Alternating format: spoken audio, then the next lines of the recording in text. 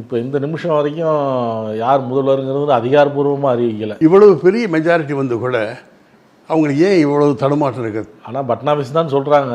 பட்னாவிஸ் தான் வர்றதுக்கான வாய்ப்புகள் இருக்குது. ஏன்னா அதுதான் பெரிய கட்சியாக இருக்குது.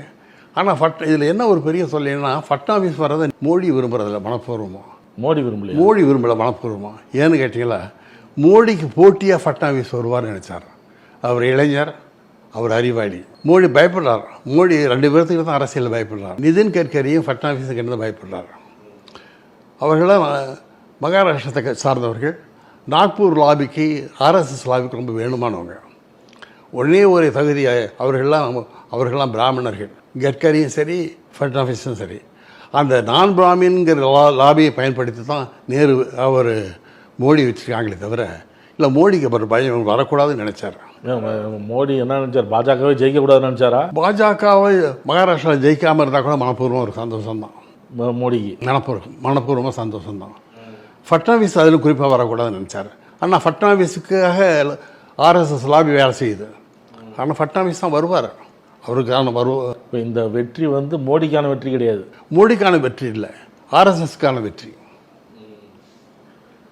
ஆனால் இது இந்திய ஜனநாயகம் சில நேரங்களில் தடமாறி போயிடுது, பரிதாபத்துக்குரியதாக போயிடுது.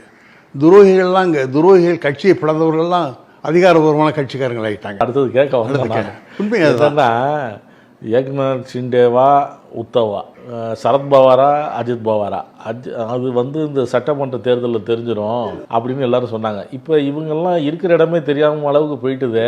இது எப்படி நீங்கள் பார்த்தீங்கன்னா, இந்திய ஜனநாயகத்தில் முரண்பட்ட தேர்வுகளை பார்க்குறோம். நாடாளுமன்றத்துக்கு போட்டி நடந்தது. மகாராஷ்டிரா வந்து முழுக்க வந்து அதிகமாக பிஜேபி தான் ஜெயிப்பாங்க, பிஜேபியினுடைய கூட்டணி தான் ஜெயிக்கணும்னு நினச்சாங்க. ஆனால் அங்கே 48 இடத்துல 30 இடம் இந்தியா கூட்டணிக்கும், 18 இடம் தான் பாஜகவுக்கு போச்சு.